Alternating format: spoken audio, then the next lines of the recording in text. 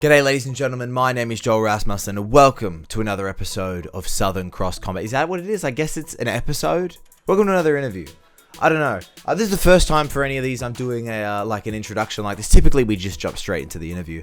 But I realized that if I'm talking to people that maybe you're not familiar with, you might not know. You might not know the context of who these people are that we're talking to. So I thought I'd give a little insight. I might start doing this from now on before interviews. But today we are talking to Mr. Nate Law out of the Fight Centre in Brisbane. Nate Law, he immigrated over here. He is originally from New Zealand, proudly repping New Zealand. He is fighting Sam Marles in the welterweight co-main event of Eternal 95 in Logan City. I believe it's 95. That's coming up on May 3rd. You can watch that on UFC Fight Pass. It's a good chat with Nate. I like Nate. This is the first time Nate and I have spoken in like an extended sense in terms of an interview. I did a post-fight with him after his victory over Mario Loga on Beatdown, where he got a finish that was very impressive. I like Nate. We talk about all different things. He came up through fighting training under the great Dan Hangman Hooker. And then eventually moving over to CKB before eventually making the trek over to Australia to live. He lives at the Fight Centre Brisbane. He lives at the gym. He works at the gym. He trains at the gym. The man is all in. We talk about what that's like to immigrate to a new country, a place he's never been before, and go all in on the dream. We talk about the upcoming fight with Sam Marles, what he makes of Sam.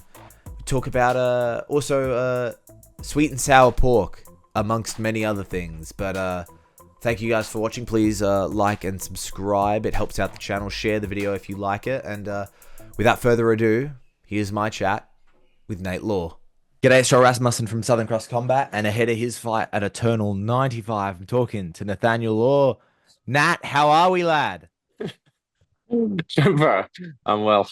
Excellent. I'm very glad to hear that. You're coming to me from New Zealand. You're back in the homeland. Why are Yes. we back in New Zealand?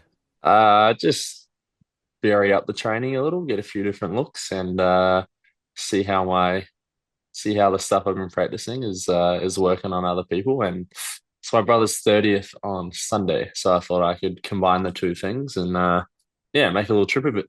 Excellent. Well, happy birthday to your brother. I'll What have pass you the been word on. practicing? Oh, thank you. I appreciate Yeah. it. What have you been practicing? I can't tell you. Just bits and pieces, but What what's like the general idea? just a lot of we've been doing a lot of I mean, without giving you like a cookie cutter answer, we've been doing a lot of like stuff from each different range, I suppose you could say. So I am trying to work on things from like long range, mid range, close range. But we have been doing a lot of like clinch work and stuff like that. So yeah, I'm trying to implement that into my sparring, and then also just some stuff on like the wall and that sort of thing as well. A lot of fight training, which is always good, A you lot of know. martial arts, yeah. Oh, that's good. That's good. That's Yeah. different. That's a good approach. I don't know why more people don't do that.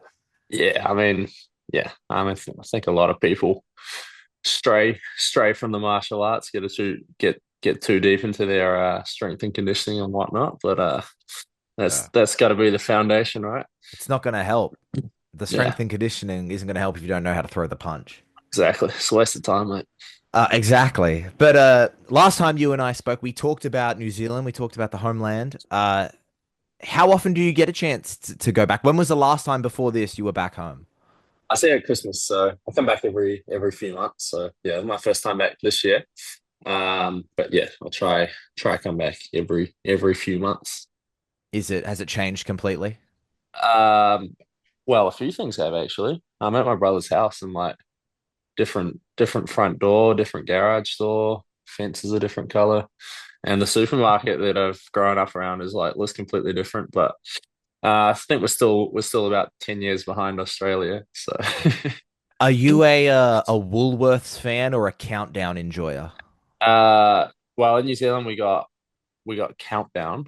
So yeah, I don't mind Countdown, but the one next to my house is New World, which I guess would be the equivalent of like Coles. Oh, I don't know. Coles is usually like a bit trashier than Woolworths. So New World's like a bit more like boutique, I guess you could call it. It's more well kept. Yeah, I'm a New World guy, Joe. I'm a New World guy. Bit of a dude, the New World Order, Nate Yeah. Law and the New World Order. I Yeah. don't know what you expected this interview to be, but I don't know if you expect a grocery store discourse. But I'm happy that we're there. I think we built a good rapport at Beatdown, so So do I'm I. happy. You can ask me anything, mate. You and I like that. Well, good because there's some really invasive stuff coming up. But Sweet. I talk about going back to New Zealand. That's because you live in Brisbane now. You live in Queensland now. When did you move over? Um, when did I move over? July 27th, 2023. So it's been almost 2 years. Oh, damn, bro's got the exact date. Yeah. Well, it's an important day in my life. So yeah. Yeah. What inspired the move? Just well, yeah, the position I was at with my career, and I was 24 at the time as a amateur with no wins, but I had been in a really strong training room and knew that I could compete at a high level. So I just decided to put myself in a place where I could sort of get the experience I would need to like make it to where I want to go, I guess. And yeah, that was sort of what it came down to. I just didn't have much to show for myself other than like the evidence in the training room, which I guess doesn't count for much. Like no one actually cares about that. So I just need to go to a place where I could get in a cage and like show it a bit more, I guess. And that's pretty much what it came down to. New Zealand, we really only got like maybe 6 shows a year for MMA that you can compete on. So we don't have a lot of opportunities. And then all the good fighters are at City Kickboxing anyways. So yeah. Is so before you moved over, you were training at City Kickboxing? Yeah. Yeah, that was my gym for a few years. So yeah. It, now that you're back there, you said you're doing some training while you're over there. You going back to City Kickboxing? Yeah, that's like I still feel like that's I'm still a part of that team, even though I'm not like in there every day. Like I still have spent a lot of time training with a core group of those guys, and I do feel like still welcome there, I hope. How I know you said before, I think before the interview started, we were talking about you being back in New Zealand. You said you've only been there for a few days, but how is it to be back in that room? As you said, you've got that relationship with them at Beatdown. Cam and the City Kickboxing guys were coming over to you. Hey man, good to see you. How is it to be back in the room? Yeah, it's okay. Like fuck, like I don't think there's many places in the world where you have a training room that strong. Like just like every round is like either like a good pro like on the regional scene or like someone fighting in like a major promotion. Like it's just real. Yeah, every round you're like there's pretty much no wasted rounds there. Like you're getting pushed every round, and then like this morning, like class is just sick, bro. Like Brogan took the first half of class, which was like some cool stuff on the wall, and he's like a real good teacher. And then the second half of class, we did like striking with Mike Angrove, and like yeah, just access to like some of the best coaches in the world. It's fucking sick. And you mentioned that you came up through there, and you said there isn't heaps of like pure necessarily MMA fight shows in New Zealand. That's partially why you moved. Um, is that all it was? Was it just like, for lack of a better term, like lack of opportunity to fight MMA? Yeah, that was the main reason. But like, I guess on like a personal level, like pretty much all my life decisions are based around MMA, which yeah, that's a bit yeah, it is what it is. But I guess on a personal level, um, just hadn't really been out and about much. I'd sort of been in Auckland my whole life, and thought it'd be good to go see a different part of the world and be a bit more of an adult. Eh? So yeah, I just sort of wanted to go experience some different stuff too, and with like I guess martial arts been my vessel to do that. Australia is very happy to have you. Um, but you mentioned that you start off at OA2 and Amis.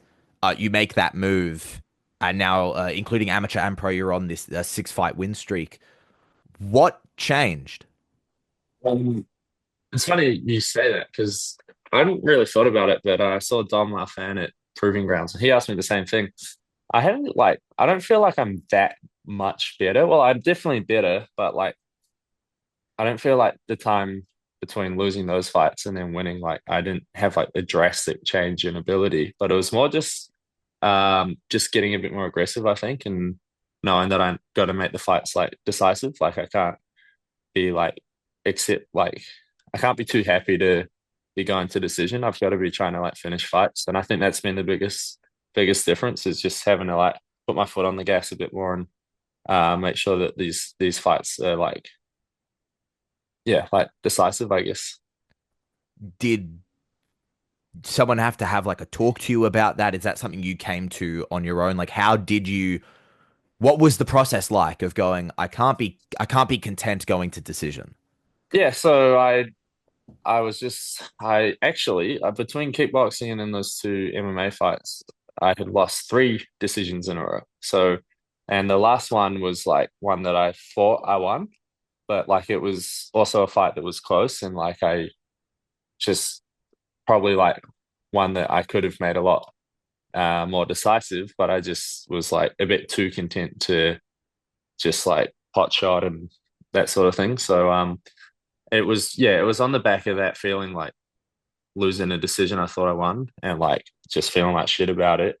I've sort of been like, I gotta be a bit more aggressive. And then also like looking at where I was in my career and was like pretty far away from where I wanted to be and being like, well, fuck, if I keep fighting like this, like that, you just don't want to be in that cycle. Like I gotta, yeah, it was sort of like self-realization with the way the results were going and what I wanted to do with my career. I've been like, nah, I gotta be a lot more aggressive. And then that change in attitude comes, a change in scenery comes, you move over here. Was it always going to be the fight center? Yeah, that was the only place I thought of because I knew Ben because he was coming over, and I got to know him like a bit better with that Izzy Pereira camp, and I had sort of just had like a sort of like off the cuff convo about difficulty getting fights that like 6 months before I moved. And he was like, "Oh, well, you could like come do a little stint here." And I didn't even think about it, like, because I wasn't thinking about moving. And then I had like my last loss, and then I was back to training every day, and still like no fights were happening for a few months. And then I just like, yeah, I was a bit sick of it, and that was the week he fought Emerald Juries. So I kind of thought about it at the start of the week, and then I just thought, I'll let him do his fight, and then I'll ask him. And yeah, I messaged him the next day, and then I was like, oh, I'm keen to come for a little bit, like just a few months, get some fights. Um, and then I ended up booking a ticket that night, just the one way ticket, and was just, yeah, that was it. And you've been here ever since? Yeah, yeah, it's been almost 2 years now. I've been fortunate enough to go to the fight center. I was there when I was up in Queensland not that long ago. Were And you? yes, When? the night of beatdown. You're at the fight center. Yes, so I went to the Eternal Weigh-ins, and that was in the Gold Coast, and I had no clue how I was going to get to beatdown. And Ben Johnston said, "Well, we have to go to beatdown, so get in the van." Sorry. No, I didn't see you. Thought I would have seen you. Well, that brings what I wanted to talk about, not to dox you, but I've been fortunate enough to see the fight center, and I've also been fortunate enough to see where you live in in Wait, in hold on. Queensland. You've seen where I live, In and I was in Queensland, there, but you I you didn't know you were you in there. didn't want to knock on. Well, where the fuck else would I be? I don't know what you do on fight day. What were you doing on fight day? I don't know. It's probably meditating in the caravan or something. That's nuts. If we got a lift up to beat down and didn't offer you one, that's hilarious. Yeah, I think I definitely would have been there, eh? But oh, it's all Oh good. well, that's fine. I'm Too sorry. That's on too. Ben. Do you think maybe you're a bit too big for your boots, eh? Think you're Me? too cool to say hi? No, lad, I don't want to bother you. I didn't know that. Yeah, what am I going to know? Let me in. Yeah, maybe. It's all good. Well, that brings up what I wanted to talk about. You live at the fight center. You've got a caravan out the back. Yes. It's very nice. It's branded. Yeah, the co-owner of the gym, Jarvie, after a couple of weeks of me being there, decided to put a little sticker on it. So yeah, So maybe when you moved, was it immediately into there? Were you immediately living at the gym? Like, how did that come to be? yeah, that was Ben said he was thinking about doing it for someone like before I had asked to move there, but like it just the opportunity just hadn't happened. And then between like the month of me saying I'm gonna move and then coming over, like they got a caravan up the back. So I slid straight in there and I've been squatting ever since. How do you find living where you train? It's all right, eh? Like I mean it's really good in general. Like it makes for a quick commute to training. um and yeah, like it's obviously I work there. I spend all bloody day there anyway, so like it does take away like travel time and makes my life pretty easy. There's no excuse not to go to work or go to training. But yeah, I mean it's yeah, no complaints, but yeah, I am actually moving out soon. So yeah. Where are we moving to? What's Well, still trying to figure that out. Because I'm trying to get my dog over from New Zealand. So I thought I had a spot, and then like the fella I had kind of agreed to move in with is he's ghosted me. So I'm not sure if that's gonna happen. So yeah, I'm trying to we're in the process of looking at the minute. is it someone from the gym? No, it's just this old guy off Marketplace. Oh, so some stranger. Yeah. He said it's yours, mate. But then hit him with a follow-up text and yeah, haven't heard too much back. Now you seem to love danger. I'm just gonna move to another country willy nilly, and now I'm just gonna move in with a stranger on Facebook. Just go with the flow, eh? Go with the Yeah. flow. See where the wind takes us. Well, I mean, I've seen you in the cage. You can handle yourself. I don't think some old mate from Facebook's gonna be that big of an issue. Yeah, nah, yeah, nah, I'm not too worried about him coming behind me and fucking putting me in a chokehold or something. Yeah. I think I'll be all right. He's got weak jujitsu. Yeah, definitely couldn't handle my wrestling. That's probably part of the question when you're filling out. And what belt are you? Just to make sure how Yeah, safe you just are. size them up. Know if I'll be the alpha male in the flat or not. So. Yeah, of course. Well, I feel that wouldn't be hard to figure out. Uh, living at a living at the gym, working at the gym, training at the gym. Do you have to pay rent? Uh, nah, I don't. It's a good. I've got a good gig here, and I'm very grateful for that. But you're looking to trade it away. Well, it's just yeah, my dog who I had with my ex-girlfriend in New Zealand is still with her, but she's about to move to Asia. So it was either rehome her or move her in with me. So I can't I can't rehome her. I love her too much. So No, not at yeah, I all. would yeah, so get her over and yeah, it'll be all good. I'll just move up the road. It's That's probably about time to start paying rent anyway. I'm 26 years old for fuck's sake. that's a I think that's a very noble and the correct choice to make. Tell me what type of dog do you have? German Shepherd. Yeah, Oh, she's 6 years old. So classic. yeah, When she's did good. well evidently 6 years ago, I'd have to assume is when you got her. About 6 years ago, Oh, mate. dude, I'm good with numbers. Yeah, finger on the pulse. Bro, it's called being an investigative journalist. Yeah, no, you're good. You're You connect the dots. good. That you mentioned like moving part of moving over was to get a like change of scenery. I've lived in Auckland my whole life. Go out and see the world a Yeah. little bit. Uh but then you you move to a place where you live, train and work in the same place. You never have to leave. Yeah, it's fucking I do think about like doing little roadies and stuff up and down Australia, but then the reality is like I'm basically can't take time off training ever, so I just stick to Logan and when I'm feeling a bit adventurous, I'll just go down to the Gold Coast or to Brisbane City on a Sunday or something. But yeah, I'm in the great Logan City for about 95% of my week, anyways. Dude, the great Logan. I've heard some Yeah, interesting statistics about Logan, about its population. you've you've sent some to me, but Yeah, that's what I I don't got know. told the moment the event got announced. I think who told you that? The people who work for Eternal. Right? They told you how shit it is. That's the first thing they said was, that's the Nah. pedophile capital of Australia. I was like, all right, I'm not coming up for this one. Are you worried? Are you worried about Why? getting like No, molested? I'll grow my beard out. I think I'll be safe. Yeah. Well, I don't know. Sounds like projection. Nah, Logan's sweet. I think I think it's a lot safer than like Auckland, for example. That's fair. Yeah. I was Nah, Logan's all good. when I went to Auckland, I stayed just off K Road, so that was scary. Nice. Yeah, K Road's like it's a bit grimy, yeah. Let's see. What's the Yeah. Logan equivalent of K Road? Is there like a party Um street in Logan? what's the Logan equivalent?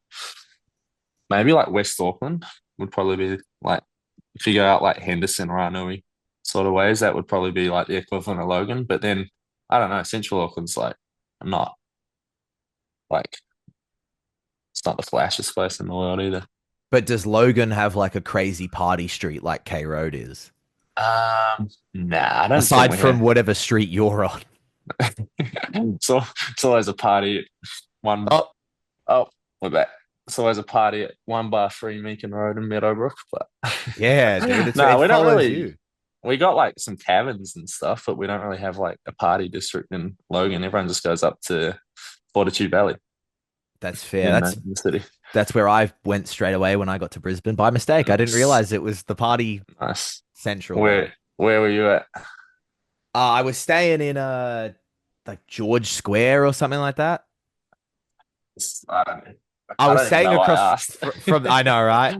Same with me asking about New Zealand. Yeah. I stayed across the road from the Museum of Brisbane, Okay. but Don't then even know I where that is, bro. but then I took a train and I ended up in Fortitude Valley by mistake. I didn't know. Nice. But talking Nice. about being Logan, you were marketed as Logan's own Yeah. Nate Law for this fight. How do you feel about being Logan's own? I'll take it. I'll take it. I mean, whatever you got to do to sell tickets, I guess. But nah, it's cool. Like I do feel like in the last couple of years, like that is like my adopted home. Like everyone's been so welcoming and receptive of me being there, and like people come support pretty good when I fight as well. So nah, it feels like home in that sense. Like and yeah, nah, it's pretty. To be honest, it's just cool to like be like promoted by like the biggest promotion in Australia in that way too. Like it is kind of like a bit of an honor, I guess. I feel like you as a fighter, you're coming into your own, as I mentioned earlier, the 6 fight streak over amateur and now into your pros. But I feel like the Fight Center is really beginning to grow that name. That might just be my perception, but men like Darcy doing very well. Before he retired, Ben was doing incredibly well. What is we talked about training at CKB, but what is the feeling like in the Fight Center?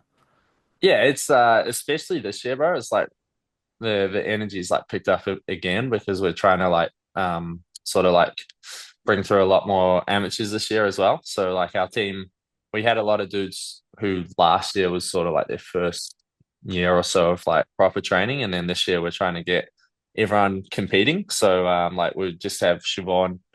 He's about to fight on Logan, which will be his third fight in like 6 weeks or something. We got like Max, John Allo, a bunch. We got a bunch of Amis coming through. We got this guy Rain, who's come from boxing, who's a middleweight, who's like a pretty exciting prospect as well. But yeah, we got like a lot of good up and coming guys, and like I guess most of like the pros will get the attention. Like obviously like Darcy being eternal middleweight champion, Ben with what he's done, Diego, and then obviously like me co-maining this one, like we'll get more attention. But like I think as a whole, like in the next year or two, like our gym's gonna be like even bigger with what we got going with the Amis. Who are the guys that you get to mix it up with? Because you mentioned 2 dudes there who are very high up on the local scene. Darcy Vendy, a middleweight, and Diego, featherweight, fighting for a featherweight title. Uh, some gyms can divide it by weight class. Everyone from this weight up deals with each other. Everyone from this weight down trains with each other. What is it like there? Who are you kind of mixing it up with day to day? Yeah, I got a few guys like middleweight.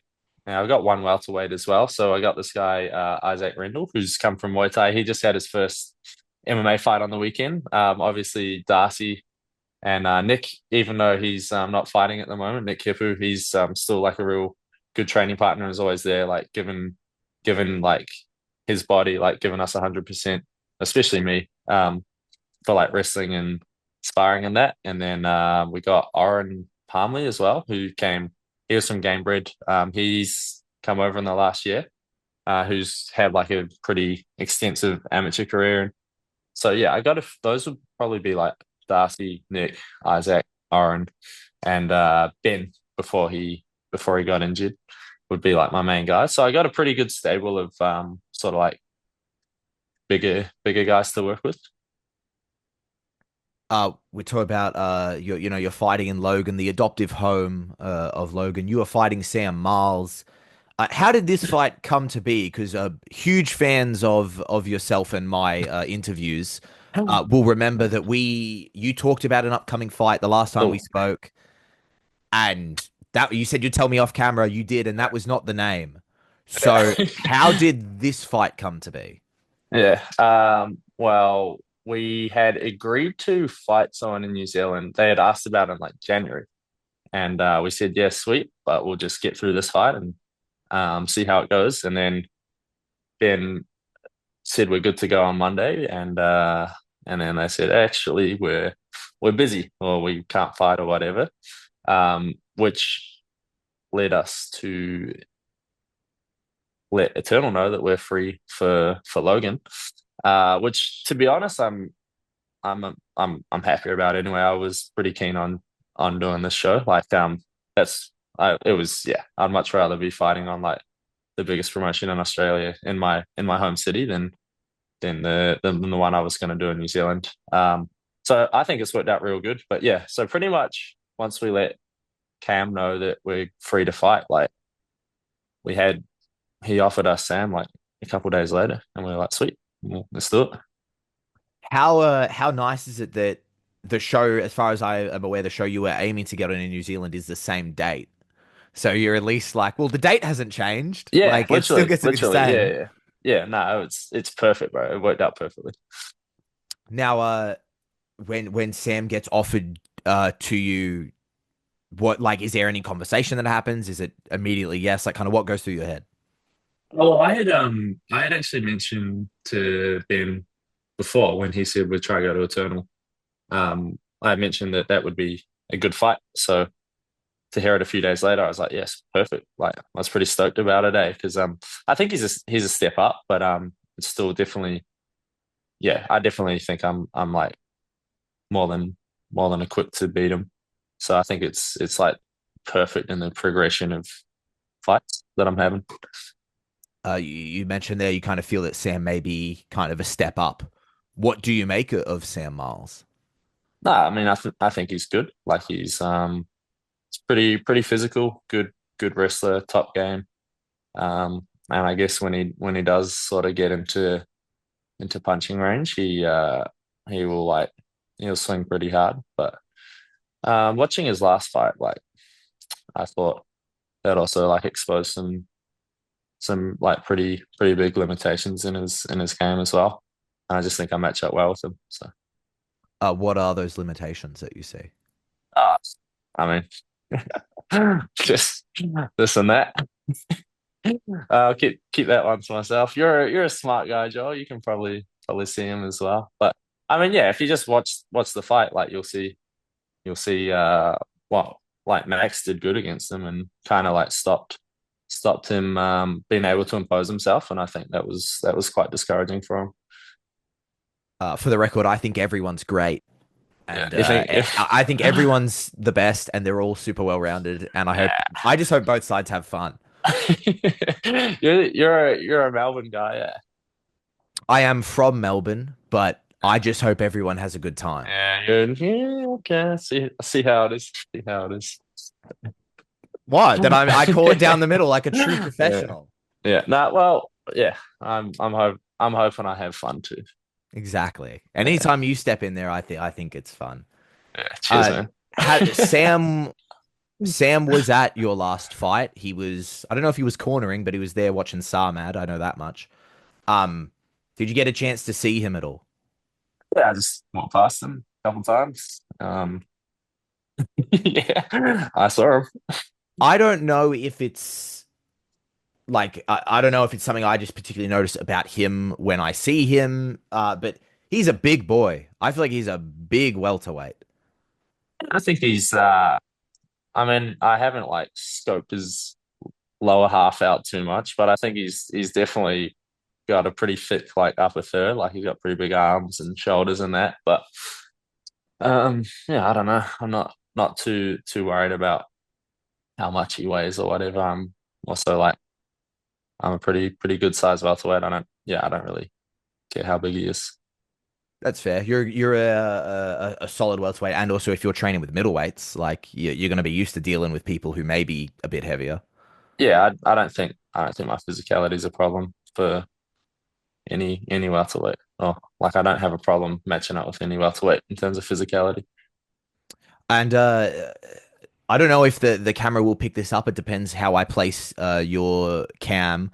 But your name on here is Goose. Why is your name on here Goose? Just well, you would have to go back to a Dr. Phil episode from about 2018 if you want to get the full answer for that, Joel. There was a fella on there who his wife brought him on, or his fiance brought him on, because he was going by the name Goose Wayne, fighting crime in his local city. Thinking he was like Batman, basically. He was wearing a mask and eyeliner, and yeah, sort of my mate Cam Ralston had picked up on the episode and just started calling me that one day, and it just stuck, unfortunately. So yeah, people just call me Goose. Would uh would that be your superhero name? Would it be Goose Wayne? What would it be?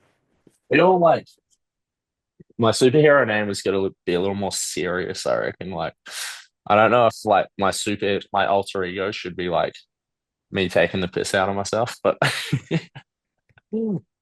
yeah, I don't know. Like Goose is hardly like strikes fear into the hearts of people, does it? I'm pretty scared. Of Goose?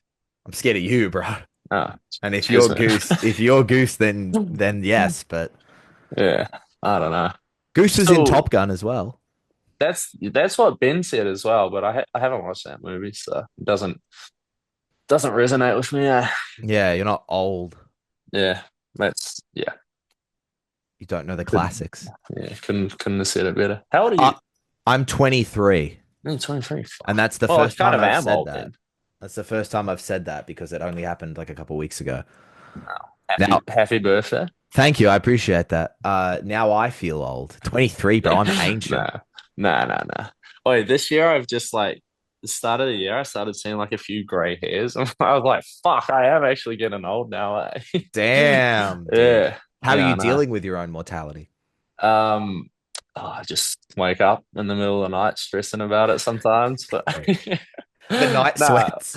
yeah, just get cold sweats about it, thinking, fuck, I'm gonna die one day. But other than that, I just try to distract myself with a phone addiction and Yeah. and other things. Yeah. Is that a part of the plan? Are you planning on dying someday? Because I'm not. Well, I don't know. It's up in the air. We'll see what modern technology can do. But Yeah, I've how are decided I'm not you? going to. You know, just like willpower's gonna Yeah, just gonna gonna get you decide there. not to. Just, Mind nah. over matter. Yeah, I'm a big mind over matter guy now that you say it. I think maybe if I put the right intention behind it, then maybe I can live for a few hundred more years. You mentioned there the phone addiction. I am absolutely struggling with that as well. I hate it. So first I wake up in the morning, the first thing I do is roll over in bed and check my phone. Darcy Vendy, a teammate of yours, he swears it off. He has dinner with no YouTube. I don't even know how that's possible. Yeah, it's I don't know. Like I don't know if I could process my food without like at least music or a podcast playing through my ears at all times. Yeah, I need constant stimuli. Yeah, exactly, How, exactly. Like, how are you dealing with it? well, Poorly. I'm dealing with it by just constantly distracting myself. The thought of like silence and having to process my own thoughts is too much to bear. So yeah, You're so just real for that. keep these in for about 22 hours a day and just let the technology run its course, I guess. Let it do its job. Let it take those worries away. Yeah. You mentioned before when I mentioned coming to the gym, you said you were probably in the caravan meditating. Are you like, Yeah. is that something you do often? Are you a big meditation guy? Nah, I was taking the piss, bro. Ah, fair enough. No, but one thing I have got into recently is just like some box breathing before I go to bed, which has actually like helped me get like better sleep. So just doing a little like 4 or 5 seconds up, hold, 5 seconds down, and hold again has actually really helped. But in terms of actual meditation, no, I haven't got too far into it. It would be good though. But What does then like a fight day look like for you? Like what were you um probably doing when I was at the gym? um I probably was in there, to be honest. But usually I try do like a little shakeout, like hit the bag, shadow box, just like get a bit of a sweat on because I've obviously like rehydrated and consumed a lot of like fluids and food. So just so it's not like sitting, I'm not just like sitting there with like food in my stomach all day. I try get the heart rate up a little bit and then go for a walk and other than that, just chill out. Try fucking just yeah, let the time pass by like a bit of exercise, bit of walking, and then just like having like yarns with some people that I like enjoy their company with, I guess. Yeah. Are you a guy who like are you like when you talk about having having chats with people who you can just kind of chat to maybe get lost in conversation a little bit? Are you a guy who's like trying to put your mind off the fight? Like are you trying to distract yourself to not think about it? Um, I don't know if I'd say distract, but I guess yeah, just try. Like it's definitely gotten easier the more fights I've had. But yeah, like I wouldn't say distract, but yeah, just try find enjoyment in like other things, like the conversation I'm having or like the present moment, I guess you could say.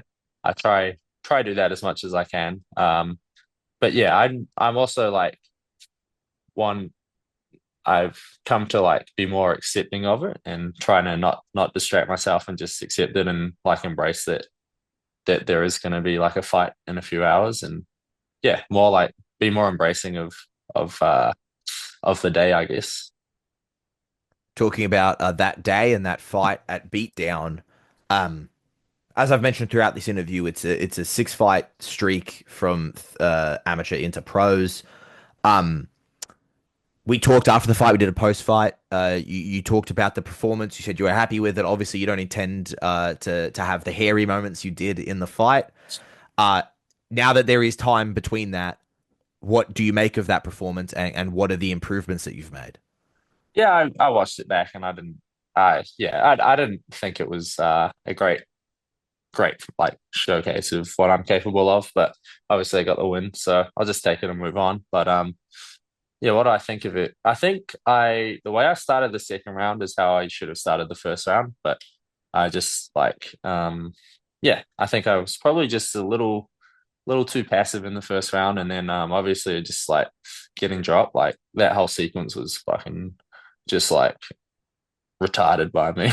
So yeah, it was pretty like low IQ 5 seconds there. But I mean, yeah, it was kind of in a way it was kind of cool to like go through that and then just like come out the other end, like and just show that in a fight. Because like I knew I knew like I guess that's just a show of heart, which I obviously knew I had already. But just to prove it to people, I guess is was kind of cool. So yeah, it is like a tick in like the resilience box, but at the same time, like yeah, just being switched on at all times is probably like the lesson from that because yeah, I just obviously was asleep at the wheel for a few secs there.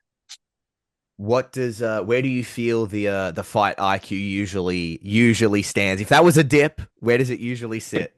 I usually feel like it's pretty high. Like I think I usually put myself in winning positions, and like you see a lot of people will like put themselves in positions to lose, like jumping on like guillotines that aren't there and stuff. That stuff does my fucking head in. So yeah, usually I would like to pride myself on having like a fairly high fight IQ, but yeah, that little passage wasn't my best moment, but in general, I actually think my fight IQ is pretty good. I've I'm very happy to be doing this interview with you. It's cool to do one that's not just a post fight, like an actual like sit Yeah, down, and that's I've been bragging about it. Oh, I'm talking to yeah. the great Nate Well, Law. well, our post fight one was world renowned. I Yeah, and think. Yeah, this is going even better if I say so some myself. probably get over 100,000 views, man. Yeah, probably. But in that bragging to people, someone told me if you're interviewing Nate, you have to ask him, sweet and sour pork in Australia compared to New Oi. Zealand. Who said that? We'll keep the sources. I'll I keep feel my like there could sources. only be a few people who have said that. Well, you I can don't know. feel I free to don't know how they guess. got in contact with you, but oh, I'm well, I'm a bit of a globetrotter, yeah. Well, Nate. Okay, you're world renowned too. I So have people everywhere. yeah, okay, okay. But tell me, Sweet and sour pork in New Zealand is way better. If next time you're here, Spicy House on Dominion Road I'll write that is down. that I would say is like is it's one of the places that brings me most joy in my life. Actually, it's just this little Chinese restaurant on Dominion Road, but they have some of the greatest sweet and sour pork that you'd ever try in your life. Why does that place bring you such joy? Um, I mean, it's cheap. It's like $15, $16 a dish. It comes out and like I don't even know how it comes out so quick. Like you'll order it and then they got like a fresh plate of food like smack in front of you in like a few minutes. Like it's service is great, even though they don't speak English, but like service is great, taste is great, price is great. Yeah, can't can't complain about it. Is sweet and sour pork your favorite food? From Spicy House, definitely it'd be up there, but I get shit on for it because I think it's like just such a white thing to do. Because I go with my Asian friends and they like this isn't real Chinese, but I don't know. I think it's like if you like it, you like it, you know. You get gate kept the Chinese food. Yeah, yeah. They sort of don't quite accept me for who I am and what my taste buds desire. That's messed up, dude. You're getting Uh, discriminated against. I know. That's literally it. Can't even be like safe in my own restaurant. What do you think they want you to order to like what would gain the respect of your friends? It would have to be something like real spicy or like some random meat or something like something that like yeah would just like burn my taste buds. If you're getting food from the spicy house, I feel like it's all acceptable. Yeah. Well, I don't know. I think every place around this part of the world has some westernized options, but Why is the sweet and sour pork in New Zealand so much better than it is in Australia? What can Australia I don't do know. to earn your respect? I think just in general, like the Australian cuisine or like especially Asian cuisine, it's just like less flavoursome. Maybe like it's like is it MSG that they is that the like Madison seasoning Square they Garden. what's that like I'm not sure what Asian like Madison Square flavoring they Garden put on? has to do. What is that flavoring that the Asians put on their food? You know what I'm I talking don't about, eh? know. Yeah. Okay, cool. I think Yeah, you're making just it up. yeah, it's all in my head. It's all in my head. Nah, I think the food in Australia is just a bit less flavoursome than it is in New Zealand. So you're saying that we use it or New Zealand does? I think well, it tastes like New Zealand does. I'm pretty sure it's like harmful for you. Like it might be like cancerous, but fuck, But is go. it worth it? It's worth it. Yeah, yeah, for sure. Yeah, you're okay with. We talked about living forever. You're okay with dying early if it means good sweet and sour Well, pork. look, yeah, I think I it's I'll cop it. I'll take a few years off my life for some good sweet and sour pork. It was worth it. Put that on my tombstone. Quote, it was worth it. Perfect. Uh, we you talked earlier about how every decision you've made in your life recently has been around MMA and Yes. for the betterment of that. And you mentioned that that restaurant in New Zealand feels like that's home, that's your house, that's your kind of like a happy place for you. How was it when you first moved over here? I asked you after the fight if you had anyone over here. You're like, nah, just me. How was it to move over? Yeah, no, it was real exciting actually. Like yeah, the first few months, like I wasn't actually homesick at all, just because it was all like new stimulus and yeah, like a lot going on. And I guess like my mentality with the move was like very positive and like I was quite optimistic about the whole thing. So like yeah, initially when I moved over it was all like positive and that mindset I was in was also like very conducive to building like good relationships as well because I was very very open-minded and stuff like that. Um so yeah, I would say the first few months were like some of the best months of my life. And after those first few months? You settle in and then you have your moments. Say like my family came over after a few months and like when my mum left, she's like crying and stuff, and that obviously made me a bit homesick. But yeah, like I think I think when you're in like a place for a certain amount of time, it can get a bit stale. But obviously, like coming back and stuff like I am now, like does refresh me a bit. But yeah, I think yeah, just reminding myself what I'm here for is sort of like gives me the perspective to sort of like accept um the things I miss as well and just be okay with it. What are you here for? Um to make the UFC. That's it. Yeah, that's pretty much the entire reason. That's a noble goal. Yeah. Well, I mean fucking yeah, that's sort of what I've dedicated my life to. So I'll just do anything to make it happen. When did you start training? The 3rd of January 2019. So that's still relatively recent. Yeah, I wasn't. It was only just before I turned 20. I started training. I was just playing league before that, and then it was like just meant to be like an off-season activity. But I just got hooked on it, and yeah, I my first few years were just having like kickboxing fights, and I was doing a bit of grappling here and there, in the background, but yeah, mostly just yeah, like where were we going? It's brain damage kicking in. So I asked when you started training. Yeah, 2019. Started 2019. Had 4 fights that year. COVID hit. Had a couple fight. Had 5 fights in 2020. 2021 I had two. 2022 I had three. Yeah. So yeah. Started 2019, and then pretty much I started competing properly in MMA 2 years ago. I was about to compliment you on so I'm impressed that you remember the exact dates that you started things and then you forgot Yeah. the question halfway through. So Yeah. Yeah. That's the brain damage kicking in. it's selective CTE. Yeah. You're good with Yeah. dates, not good with other things. Was it always like you said it was something you got into in the off season? Was it just to stay fit? Like, did you know I want to fight? Yeah. I just like I thought it'd be cool to like learn how to fight basically and like just know how to defend myself is just like uh a skill I wanted to have.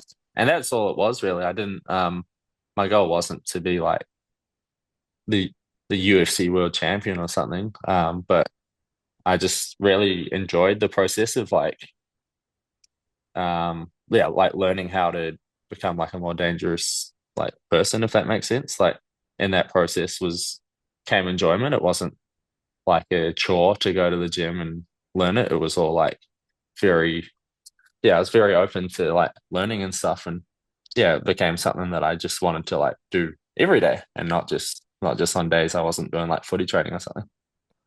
When does that mentality then shift and you go, Um I want to become UFC world champion? oh, it wasn't after that long to be honest. Like a couple. couple months, but you sort of keep that to yourself because like you don't want to be like just some cat who's been in the gym for like a couple months being like, I'm gonna be like those kinds of fucking can be unbearable, you know. So like I just kept it to myself and just was consistent and just yeah, just got pushed like Dan just pushed me into doing fights and it's like sweet and just kept that dream alive and yeah. When you say, sorry, you say Dan pushed you into doing fights. Well like I wanted to, but I always wanted to compete like from within a few weeks I'd had a desire to compete, but I guess I didn't want to ask because I just didn't want to be that guy.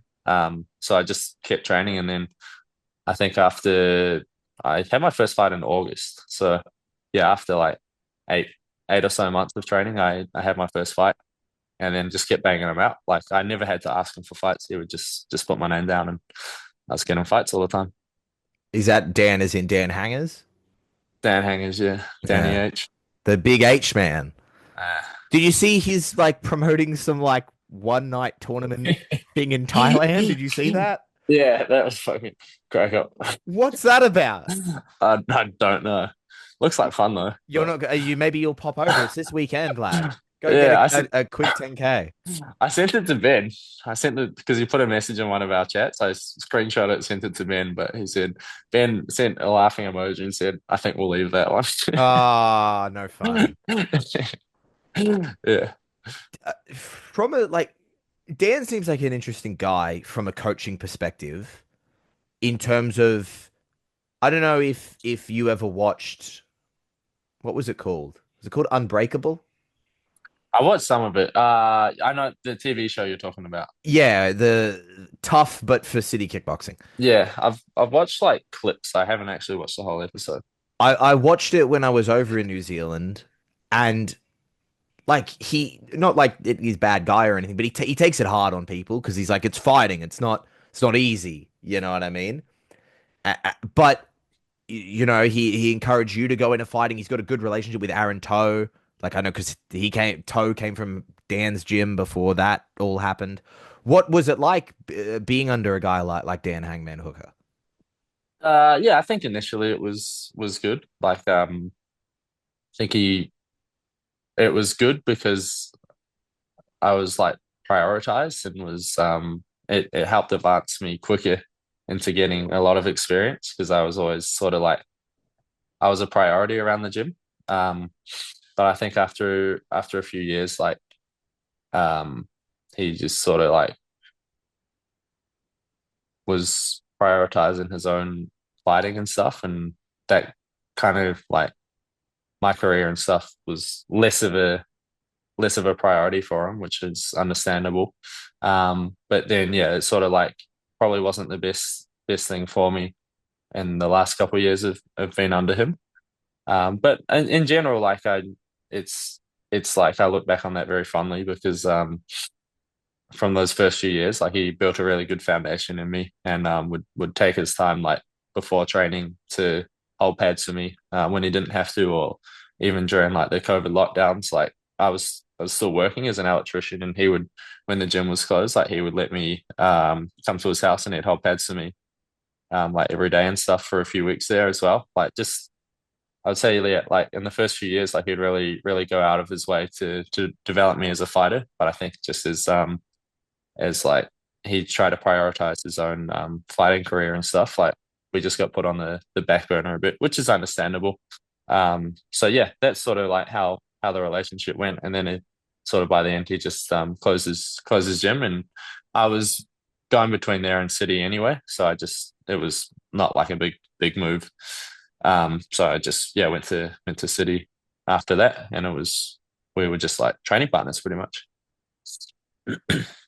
We mentioned earlier, I asked why you're doing this to make the UFC, not in a way that I think you're looking past an upcoming fight or anything like that, but you mentioned this fight kind of feels like maybe the next step up. What is for you in your head? What is the roadmap? What does it kind of look like? Yeah, I think obviously, yeah, like I'm not training to be anyone else but Sam. So like all the like specific stuff. that I've been drilling is relative to him. But I think yeah, winning the Eternal title by the end of the year will be like my main goal. So I think if I can win this fight and put on a good performance, then that should put me in a position to fight for the title or maybe be one fight away. And then yeah, winning that title I think would put me in a real good spot. Maybe that would get me to 5 or 6-0, and then yeah, maybe a fight after that as well would put me pretty close to getting a shot on contenders, I think. So yeah, that's the plan in my head. Nate Law, I thank you so much for the time. It's been absolute awesome to speak to you. You are, as you mentioned, you're over in New Zealand. You're staying at your brother's house. It's his birthday coming up. What does the rest of your time in New Zealand look like? When are you coming back? I'll be back next Wednesday. So yeah, got a six a.m. flight, so I won't miss training at all. But yeah, I'll be back next Wednesday for the rest of the week, catching up with a few old friends, and then obviously just going like morning training and then afternoon training, and then yeah, just trying to fit in like the social activities around my training sessions. And I don't even know what we got planned for his birthday, to be honest, but we'll be doing something on the weekend. So yeah, that's the rough plan. Just come level up in the martial arts, and then just like keep some of those relationships with people I've known my whole life over here. Just keep them alive as well. So yeah. Like, do you get a chance to like celebrate the birthday? I mean, yeah, we're not like big party goers anyway. Like a a law celebration is usually just like a gathering for dinner or something. We're not like going out and getting pissed enough and or dropping bags or anything like that. Not pre-fight. Yeah. Well. What is the family? You mentioned your mother and obviously a brother. What is your family? So yeah, my mum and dad, and then I got two older brothers as well. So yeah, I was pretty lucky in the sense that I didn't grow up like rich or anything like that, but I just had a stable working class family. And yeah, that's pretty much it. My mum's a teacher, my dad is a cop, and then my two brothers have ended up being a lot more financially well off than me. They both work at a bank and have pretty they're like pretty high achievers in that sense. But yeah, I sort of just went and pursued something else. So yeah. How do you find being the guy who is pursuing the like being a professional athlete? Like, how do you find that in that? I suppose being a cop's a very physical job. Yeah. Yeah, no, my dad's like for his age, he's a bit older now, but he's in pretty good shape and he's always exercising, like running, cycling, or lifting weights. So yeah, I think for me being like the one pursuing like the athlete career is it's a bit different, but I think it's cool and it adds to the family dynamic. Like we're not all sort of uh in that same spot doing like I'm not trying to throw shade on my brothers, but like we're not doing like monotonous jobs like that. And yeah, I guess in that sense, like I am doing something a little different, but it just I just couldn't do that, eh? Like I couldn't be like crunching numbers in an office and stuff, like just do my head in. So yeah, this is something that's a lot more enjoyable and fulfilling for me. And yeah, all I'm trying to do is just like yeah, live my best life and and actually do something that I enjoy. Did your dad learn any of the like secret BJJ that they only tell the police? Yeah, he had sort of alluded to that, but now in hindsight, like now that I actually know a bit of grappling, I can't imagine that that there is some. I don't think he was learning like any dark arts that we're not that we're not aware of. Eh? It might have just been like basic chokes and restraints, but yeah, I don't know. I don't know. I think it'd be really easy to resist an arrest, to be honest. Have you ever had to? No, I'm a pretty chill guy. Yeah, you're just a chill Yeah, guy, yeah, just a chill guy. a straight shooter. Yeah. What does so that was the rest of your time in New Zealand. When you get home, what does between now and fight day look like for you? Like back home to Australia. Yes, when you come back. Oh yeah. So I'll get home Wednesday. We'll just have like drills and then like a bit of a conditioning thing at the end of training. Thursday we'll have sparring and some drills. Friday wrestling, and then Saturday sparring and our little fight sim thing. Then I'll go work Saturday night as well, doing security. Then Sunday I'll probably just relax and start looking to start my light weight cut. And then yeah, fight week's always pretty chill. Like I quite enjoy the whole thing. Because we're not, yeah, you can sort of just chill out a bit. And yeah, so fight week will be real fun. Um, but yeah, just pretty much I'll get home, bang out a few big sessions, and then be good to go. What does outside of being addicted to your phone when you're not training or coaching, what do you do to pass the time? I'm trying to read more. Trying to read more is like one thing. Because like it's literally just like a better. I think that's a better thing for your mind is to like. It's more like part of it is like the like information that I'm getting, and part of it is just like the challenge of like being present enough to actually absorb it and not be like distracted. So yeah, and that's like one thing I've been trying to do more. And then I also just like, I mean, I sound like a real Chad, but like just going down and like doing my recovery at EMF, like hitting the sauna and ice bath and stuff is like a real enjoyable part of my week as well. But yeah, I don't have like the most extravagant lifestyle. It's especially like at this stage where I'm on the come up. Maybe when I'm like rich and stuff, I can just like train and then do fun stuff in my free time. But for now, it's just like working in that. Just coming down to the beach to to Yeah, I'm due for one. I'm due for a little beach trip. to Just some, to chat up on some people. yeah, maybe yeah. Especially now that I'm like getting close to fight weight as well. Like perfect Yeah. time. Get the Yeah. abs out and Yeah, go down to the beach, find someone, make it a sandcastle, kick it over. yeah, just like or just stare girls in the eyes, maybe wink at them. I don't know. Yeah. Get some of these. Yeah. Oh, sheesh, bro.